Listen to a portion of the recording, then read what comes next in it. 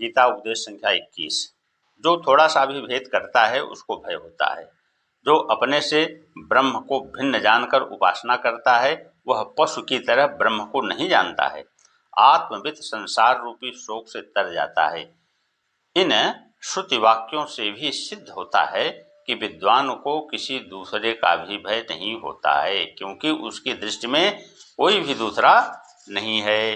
अष्टावक्र जी कहते हैं कि हे शिष्य, तुम शुद्ध बुद्ध स्वरूप हो। तुम्हारी देह गेहादिकों के साथ अहंकार और ममत्व के आस्पद रूप से संबंध नहीं है। जब तुम असंग और शुद्ध हो तब फिर तुझमें त्याग और ग्रहण कहाँ है। इस वास्ते अब तुम देह संघात को लय कर अर्थात मैं देह हूँ, यह मेरा, यह देह है, ऐसे अहंकार को भी दूर करके अपने स्वरूप में स्थित हो। जैसे समुद्र में अनेक बुदबुदे और तरंगे उत्पन्न होते हैं फिर समुद्र में ही लय हो जाते हैं, समुद्र से भिन्न नहीं हैं, वैसे ही मन के संकल्प से यह जगत उत्पन्न हुआ है और मन के ही लय होने से यह जगत लय हो जाता है। आत्मा सदैव शुद्ध और मुक्त है। वह कदापि बंध को नहीं प्राप्त होता है। बंध और मोक्ष दोनों मन के धर्म हैं। मन के शांत होने से बंध और मोक्ष का नाम भी नहीं रहता है। आत्मा में मन के लय करने से सारा जगत लय को प्राप्त हो जाता है। प्रश्न होता है कि प्रत्यक्ष प्रमाण में रज्जु में सर्पादिकों का भेद प्रतीत होता है, उनका कैसे लय हो सकता है? क्योंकि जो वस्तु प्रत्यक्ष प्रमाण का विषय है उसका लय नहीं होता है। उत्तर में कहते हैं कि प्रत्यक्ष प्रमाण का जो विषय है उसका विवाद शास्त्र से हो जाता है। जैसे चंद्रमा का मंडल प्रत्यक्ष प्रमाण से तो एक बित्ता भर का दिखाई देता है, परंतु ज्योतिष शास्त्र में वह 10,000 योजन का लिखा है। उस शास्त्र से बित्ता भर का नहीं माना जाता है।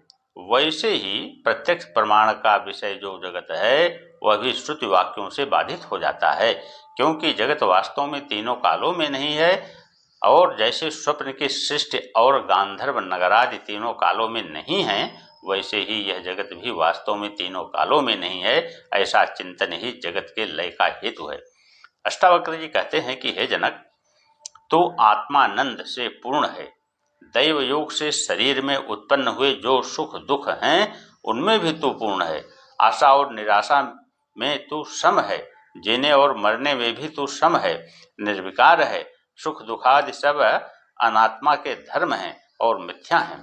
तू क्योंकि इनके धर्मी जो देहादिक हैं वे भी सब मिथ्या हैं। उत्पत्ति से पूर्व जो देहादिक नहीं थे और नाश के उत्तर भी नहीं रहते हैं, वे बीच में भी प्रतीत मात्र हैं। जो वस्तु उत्पत्ति से पूर्व और नाश के उत्तर न हो वह बीच में भी वास्तविक नहीं होती है, केवल प्रतीत मात्र ही होती है। जैसे स्वप्न के पदार्थ और रज्जु विष सर्पादिक मिथ्या हैं, वैसे यह जगत भी मिथ्या है। वास्तव में तीनों कालों में नहीं है, केवल ब्रह्म ही ब्रह्म है। यह संपूर्ण जगत निश्चय करके ब्रह्म रूप ही है। ऐसे चिंतन का नाम ही लय चिंतन है। शिष्य की परीक्षा के लिए गुरु ने लय योग रूप चिंतन का उपदेश दिया। अब इस छठे प्रकरण में गुरु अपने अनुभव को दिखाता हुआ लयादिकों के असंभव को दिखाता है। लय चिंतन रूप योग भी मुझ में नहीं बनता है। लय उसका होता है जो उत्पत्ति वाला पदार्थ है। जिसकी उत्पत्ति ही तीनों कालों में नहीं है उसका लय भी नहीं होता है। जैसे बंध्या का पुत्र और शशक के सींग की उत्पत्ति नहीं है और न उसका लय है, वैसे ही जगत भी तीनों कालों में न उत्पन्न हुआ है, न होगा और न वर्तमान काल में है। तब उसका लय चिंतन कैसे हो सकता है? किंतु कदापि नहीं हो सकता। प्रश्न होता है, यदि जगत उत्पन्न ही नहीं हुआ तब प्रतीत क्यों होता है?